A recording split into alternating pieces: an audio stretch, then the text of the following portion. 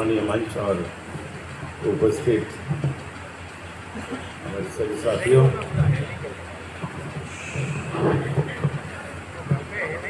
जिन साथियों ने बाहर के लोगों को बुलाने गए थे वो खुद ही वापस नहीं आए। खैर ये चलता रहता है।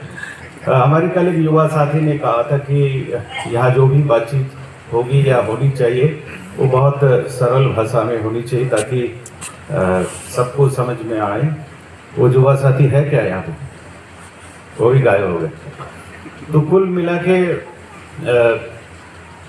आज के विषय पे जो हम लोग यहाँ चर्चा कर रहे हैं ये बहुत ज़रूरी विषय इसलिए भी है क्योंकि 100 साल के लगभग हम लोगों ने, हमारी जो जमात है इसके लिए मेहनत कर रहे हैं और प्रयत्न कर रहे हैं।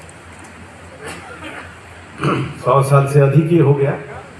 जैसे मोहन भाई जिक्र कर रहे थे हिंद स्वराज के, तो अगर हिंद स्वराज हमारी मैनिफेस्टो है या हिंद स्वराज तक हमें पहुंचनी है और हम लगातार पिछले 100 सालों से अधिक समय से उसके प्रति प्रयत्नशील है, लगातार बिना रुके बिना थके उसके लिए काम कर रहे हैं, तो जब तक हम लोग हिंद स्वराज तक नहीं पहुंचते तब तक के लिए क्या?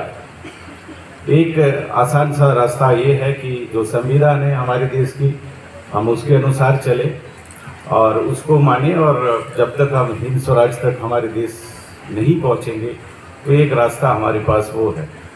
दूसरा क्या विकल्प हो सकते हैं इस पे भी हम लोग सोच सकते हैं, पर मुझे ऐसा लग रहा है कि इस विषय को हम लोग को गंभीरता से लेनी चाहिए। जहाँ तक मैं समझता हूँ कि मनुष्य निर्माण के बिना अहिंसक समाज निर्माण करना बहुत असंभव सा है। इसलिए गांधी जी के जो कामकाज और जो विचार है उसकी जो मुख्य बिंदु है उसमें मैं ये समझता हूँ कि मनुष्य निर्माण एक बहुत बड़ा काम रहा, क्योंकि मनुष्य को वो एक संभावना के रूप में देखते थे और मनुष्य के अंदर जो अपार संभावना छुपा हुआ है उसकी खोज करना, उसकी विकास करना और उसके जरिए समाज की निर्माण करना। तो ये प्रयत्न लगातार गांधीवादी परंपरा और गांधीवादी जो जीवन शैली है ये करते गए और देश में एक से एक बेहतर मनुष्य के निर्माण हुआ। पर सामूहिक रूप में एक समाज के निर्माण की दृष्टि में अभी भी हम लोग प्रयत्नशील हैं, या हम ये कह सकते कि जिस लक्ष्य तक हम लोग को पहुंचना चाहिए था हम पहुंचे नहीं। पर हम लोगों ने चुनौती पेश की है, हर जगह में चुनौती पेश की और गांधी जी के समय से ही पेश किया हिंसा के सामने। मैं उदाहरण दे सकता हूँ, 2-3 उदाहरण दे सकता हूँ आप लोग के सामने। चरखा चल रही है, हम लोगों ने चरखा का एक बड़ा प्रयोग इस देश में हुआ है और एक हिंसक व्यवस्था थी जो फैक्ट्री की, जो मिल्स की, जहाँ शोषण और हिंसा की जो सबसे बड़ा प्रतीक था, गांधी ने उनको चुनौती एक छोटी सी औजार के साथ दिया। अभी हम लोगों ने गांव पे चर्चा हुई, ग्राम सभा की चर्चा हुई। ग्राम सभा के जरिए गांधी जी चाहते थे कि हम एक चुनौती पेश करके संसद के सामने, क्योंकि हिंद स्वराज में संसद के बारे में जो लिखा है उन्होंने, तो इस तरह से जो हिंसक इकाई है समाज के उसमें राष्ट्र सबसे बड़ा हिंसक इकाई है।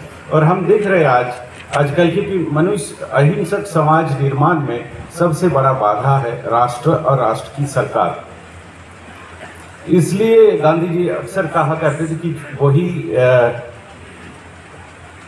सत्ता अच्छा है या राष्ट्र अच्छा है या स्टेट अच्छा है जो कम से कम शासन करे।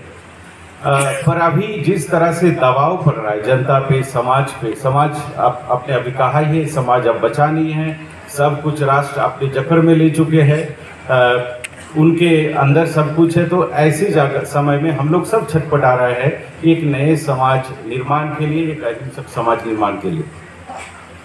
इसलिए बिना सत्ता को चुनौती दिए हुए और बिना इस तरह की जो व्यवस्था है उस व्यवस्था को परिवर्तन करने की बहुत ज़्यादा संभव नहीं है। हम लोग वही होगा कि जैसे बकरे को बांध दिया जाता है एक खूंटी में और रस्सी तब तक जितनी लंबी ढील देंगे उतना घूमेंगे, घूम फिर के वही एक दायरा होगी।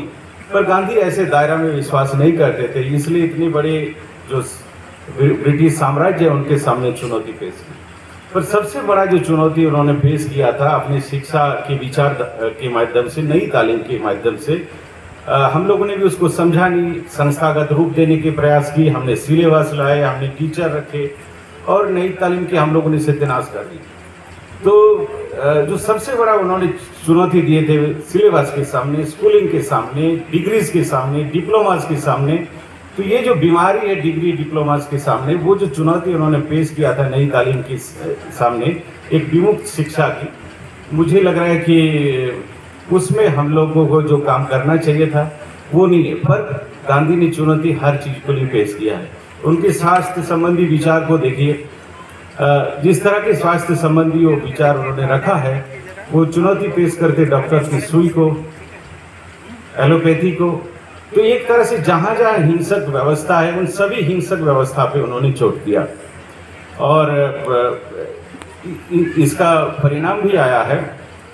पर हम लोग को जब तक मैं बार बार वही कह रहा हूँ कि इस दिशा में हम जो प्रयोग कर रहे हैं, उस प्रयोग के बहुत प्रचार हुआ नहीं। जैसे महाराष्ट्र में आप लोगों ने कल हम देख रहे थे बहुत सारे स्टॉल में खादी और ग्रामोद्योग का उत्पाद, ये अपने आप में एक बहुत बड़ा चुनौती है इस व्यवस्था को। इस समय में जो आर्थिक व्यवस्था, बार बार हम जिक्र कर रहे हैं कि अर्थतंत्र और वो सब भ्रष्ट हो गया, केंद्रीकृत हो गया है और एक ऐसी जगह में आ गया जहां 2 या 3 लोग भी उसको नियंत्रित कर सकते। जरूरत नहीं कि इसमें बहुत सारे लोग को नियंत्रण, और हम देख रहे हैं हमारे देश में एक व्यक्ति नियंत्रण कर रहा है और उनके 2-3 चेला है, वो चेले मिलकर पूरे देश के अर्थतंत्र को नियंत्रण कर रहे हैं। पर ऐसे समय में जब हम ऐसे छोटे काम हाथ में लेते हैं और एक चुनौती पेश करते हैं, तो वो अपने आप में एक अद्भुत है और आने वाले समय में एक उदाहरण बन सकता है, ये प्रेरणा बन सकती है दूसरे लोग के लिए। वर्धा और इसके आसपास में पिछले इतने वर्षों से जो काम हुआ है, ये काम अगर आप पूरे महाराष्ट्र में घूमेंगे तो ये जो उद्यमशीलता की विकास पूरे महाराष्ट्र में हुई है, चाहे यहाँ से लेके गोवा तक और आसपास के जो क्षेत्र में, वो इसके प्रयास का फल है। पिछले 70-75 साल में हमारी संस्थाएं जो काम किया, मगन संग्रहालय जो काम किया, ग्राम सेवा मंडल, सेवाग्राम आश्रम, CSP और ये तमाम जो आश्रम में यहाँ काम किया है, वो उसका एक परिणाम है कि इस पूरे क्षेत्र है, इस क्षेत्र में इस तरह की एक चीज़ विकसित हुई है।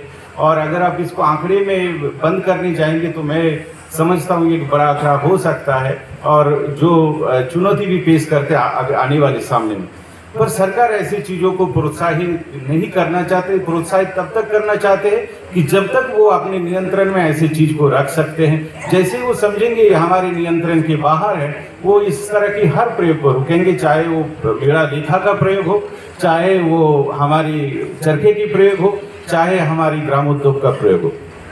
पर इस जो अहिंसक समाज की जो खोज है, उस खोज में हम लोग को सतत इसलिए चलना चाहिए क्योंकि मैं ऐसे समझता हूँ कि हमारी जो विचारधारा है ये अच्छे मनुष्यों को निर्माण कर सकता है, सृजनशील मनुष्यों को निर्माण कर सकता है।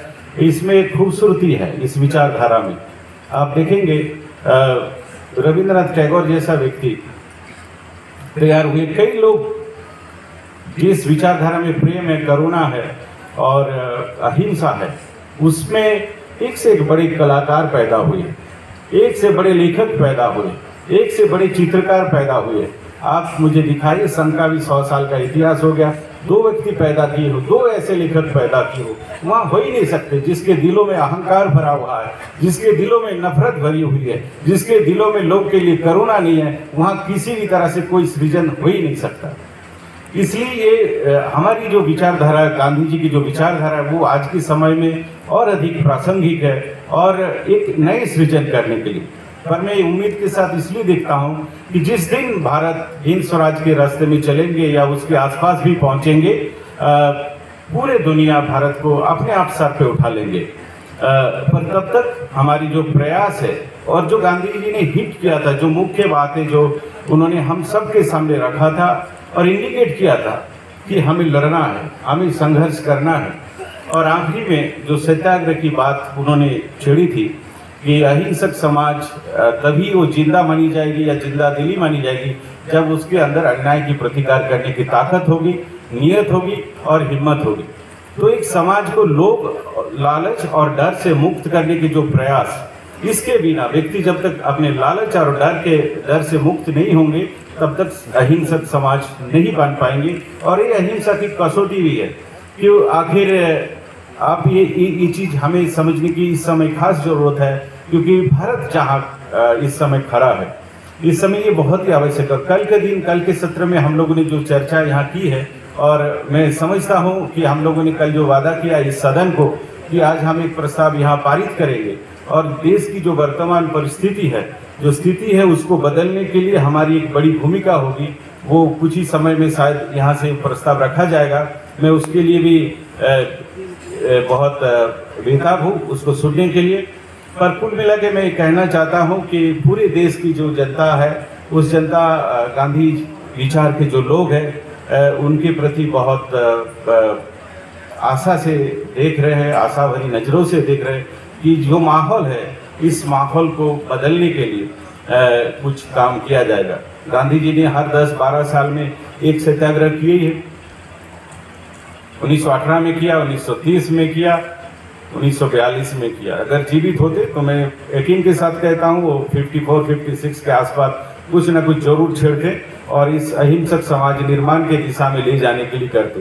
तो ये जरूरी समय है एक सत्याग्रह का, क्योंकि जिस हिंसा के दिशा में समाज को लिया जा रहा है और सरकार और स्टेट अपनी दंड शक्ति, अपनी ताकत के जरिए आम जनता को जिस तरह से दबा रहे हैं, उसमें हमारे पास यही एक विकल्प है। धन्यवाद।